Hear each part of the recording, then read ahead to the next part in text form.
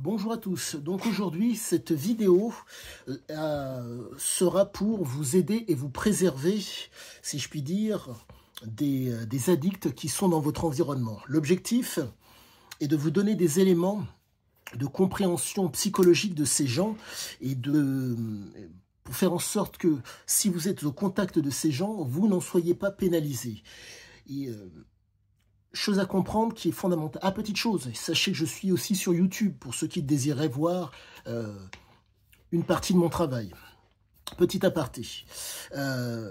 Et donc, l'objectif est de vous donner des éléments de compréhension, d'information et d'instruction. Il faut comprendre cette chose qui est fondamentale lorsqu'on est au contact des addicts. Qu'entends-je par addict ? Utiliser, abuser, être dépendant. L'addict est dans la dépendance et dans l'utilisation et dans la dépendance pour pouvoir ne pas souffrir. Il faut comprendre ces choses qui est fondamentale. Deux choses se présentent, soit le comportement, soit l'environnement. Ce qui veut dire que l'addict utilisera soit une substance, soit au niveau comportemental, pardonnez-moi, soit au niveau environnemental. S'il y a moyen de mettre un espèce de stress qui permette d'amoindrir la souffrance, il le fera. Ils ne peuvent pas déroger à cela. Ce n'est pas question comment vous dire, ce n'est pas une volonté, ce n'est pas ils n'ont plus de volonté. Ils sont dans ce qu'on appelle la dysphorie. En un mot, les états sont, comment dire, extrêmement joyeux ou dépressif. C'est une oscillation. Et la phrase que je vais vous dire va vous permettre de comprendre nombre de choses, j'espère que ça ne vous est pas arrivé, mais qui vous permettront de voir ces personnes et d'avoir des éléments comment dire, d'information de leur comportement. La souffrance ne peut être évitée. Par contre, on peut la supporter.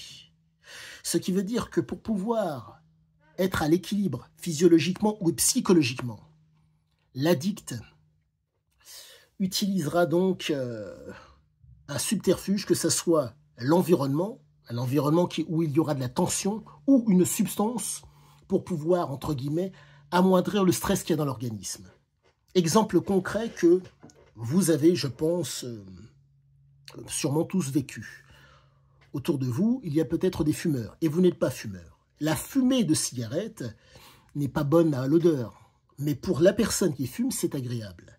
Cette personne s'intoxique pour être heureuse, pour être à l'aise. Voilà ce qu'il en est. Et donc j'en reviens à la phrase que je vous avais dit précédemment. La souffrance ne peut être évitée. Par contre, on peut la supporter. Pour supporter, entre guillemets, le trouble dû au manque de la cigarette, le mec refume pour, entre guillemets, restabiliser l'organisme. Cette approche, pardonnez-moi, ce comportement est absolument normal, c'est physiologique. Au niveau donc du corps, il y a un besoin, une impulsion qui fait que le stress qui va être généré par ce besoin fait que on va accentuer au maximum le stress avec la fumée de cigarette. Ce qui fait que le stress va monter d'autant plus. Résultat, il va y avoir ce qu'on appelle l'activation des neurones dopaminergiques dans la fente synaptique. Et dans la fente synaptique, il va y avoir libération de dopamine, hormone de plaisir. Et pour que le propos soit d'autant mieux, si je puis dire, compris et vu de tous. Je pense que ça vous est arrivé à bon nombre d'entre vous. Malheureusement, vous vous êtes cogné le pied ou vous êtes fait mal. Quelques instants après, une espèce d'euphorie qui est susceptible d'advenir. Eh bien, c'est exactement la même chose. Souffrance, pour remettre à l'équilibre, euphorie. Eh bien, voilà ce qu'il en est. Donc, pardonnez-moi, petite digression pour vous parler au niveau physiologique et voire même au niveau psychologique pour que vous puissiez comprendre ce qu'il en est. Chose qui est très importante pour tous ceux qui sont au contact de gens qui sont addicts. Comprenez que vous n'êtes pas face à des gens qui sont dans la conscience, mais qui sont dans l'inconscient. L'inconscient qui est relié au corps. Pour faire simple, Je vais vous montrer, par exemple, exemple que je donne de façon assez fréquente, vous avez un sachet de sucre, un sachet transparent de sucre glace. Imaginons, vous faites tomber le sachet. L'addict, pour lui, il percevra peut-être cela comme un sachet de cocaïne. Hypervigilance. Ça ne représente rien pour vous. Ça active chez lui, si je puis dire, sa vigilance. Ça le stimule. Comprenez cette chose. Situation stimulante. Il n'y a rien du tout, mais la situation est stimulante. Et maintenant, il y a que la consommation qui peut aussi être stimulante. Mais comprenez que la situation, entre guillemets, stimulante, ou que la consommation, qui, entre guillemets, va être, comment dire, vont permettre de supporter. C'est pour retrouver l'équilibre au niveau physiologique. Au niveau physiologique, nous avons ce qu'on appelle l'homéostasie, l'équilibre physiologique. Cela consiste donc, là, vous avez donc l'équilibre. À la suite de ça, vous avez la phase d'alerte. Phase de résistance, le corps essaie de revenir à l'équilibre. Et si il n'y a pas de retour à l'équilibre, il y a épuisement. Dans le cas des gens qui sont des toxicomanes et qui, entre guillemets, qui sont des addicts, ils souffrent. Mais il faut comprendre que quand ils retournent à l'équilibre, grâce à une substance ou un comportement, ils font mal. Ils font le mal. Ils se font du mal. Tant qu'il y a le produit, tant qu'il y a le comportement, souffrance. Les propos que je vous tiens sont le fait de mon étude, comme bon nombre d'entre vous le savent. Cela fait maintenant à peu de choses près 4 ans que je suis sur cet homme, sur cet addict. L'objectif n'est pas de vous dire que ces messieurs et ces dames ne peuvent pas changer. L'objectif est de vous dire, de vous donner des éléments d'information et d'instruction pour qu'au contact de ces gens, ou peut-être que vous êtes comme eux, vous soyez informés, vous soyez instruits. Je me refuse catégoriquement à m'initier à quoi que ce soit qui puisse me permettre de comprendre physiologiquement ce qu'ils vivent. M'approcher, entre guillemets, de par le stress. Comme vous le savez, je pratique, je marche par le temps froid. Actuellement, il fait dans les 8 degrés, voire moins parfois, en short et en débardeur. Pour le stress. Pour m'approcher du stress, entre guillemets, physiologique. Mais, moi, à la différence de ces gens, je peux me couvrir. Donc, je peux commander et je peux contrôler, car je comprends ce qu'il en est. Sachez que, pour nombre d'entre eux, le comportement et la substance sont les choses nécessaires pour pouvoir pour supporter la souffrance. Ne partez pas du postulat qu'il soit bien. Comprenez que c'est pour supporter la souffrance. Tant que le produit est ingéré, inhalé ou pris, le bien-être n'est qu'apparent. Dès que l'effet de manque survient, il leur faut quelque chose pour compenser. S'il n'y a pas la substance, il y a l'environnement dans lequel ils vont mettre un stress pour pouvoir compenser, pour pouvoir supporter. Maintenant, je vais approfondir un petit peu la chose pour que vous puissiez d'autant mieux voir ce qu'il en est et comprendre physiologiquement ce qu'il en est. Mais je vulgariserai mes propos pour que tous comprennent, pardonnez-moi. Nous sommes régis, entre autres au niveau neurophysiologique, par 3 choses. La sérotonine, l'adrénaline et la dopamine. La sérotonine et, pardonnez-moi, l'adrénaline s'équilibrent. Ce qui fait que, pour peu que vous soyez tendu ou énervé, il y a moyen d'équilibrer. Quand il n'y a pas de trouble. La problématique chez les gens qui, entre guillemets, sont consommateurs de substances, il y a eu un trouble. Ce trouble fait que la sérotonine et l'adrénaline sont à un niveau moindre chez eux.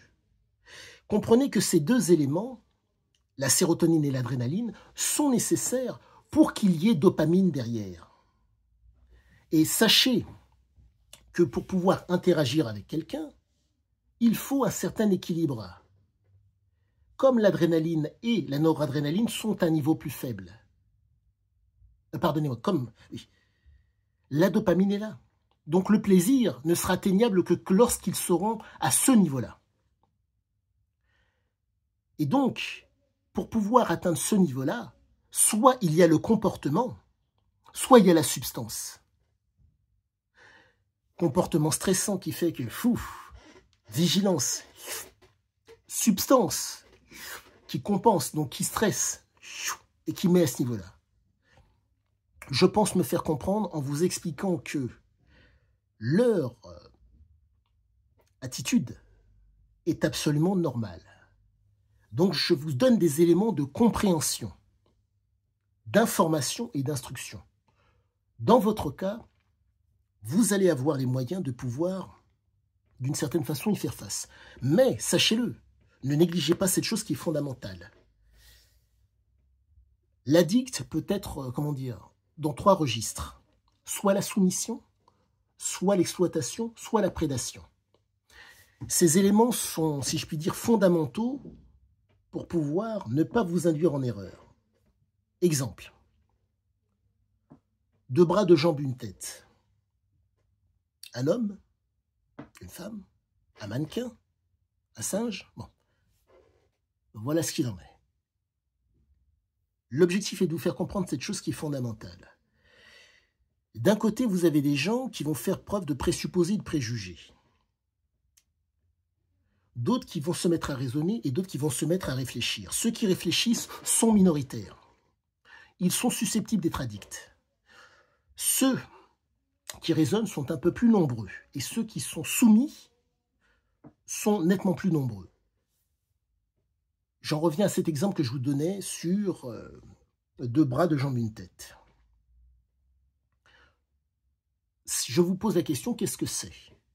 Pour peu que vous soyez, vous faisiez une opinion, que vous fassiez preuve de présupposés et de préjugés, vous vous dites que c'est un homme ou une femme. Maintenant, si vous vous mettez à raisonner, vous allez développer et donc vous allez essayer de comprendre est-ce qu'il y a des cheveux? Pardonnez-moi, est-ce qu'il y a des cheveux? Est-ce que ça porte des vêtements, parties génitales? J'en passe des questions pour déterminer si c'est un humain ou pas. Et à la suite de ça, à partir de là, vous allez pouvoir émettre, pardonnez-moi, un avis. Sachez que ceux qui font preuve de présupposés et de préjugés n'émettent pas des avis, mais ils émettent pas des, ils ont une opinion. Et à partir de cette opinion, ils ont un avis. C'est-à-dire que le présupposé et le préjugé fait office, de base pour émettre un avis. Ne pensez pas qu'il résonne. Pour faire simple, vous êtes bien habillé, vous donnez l'impression d'être dans le fast ou dans le luxe.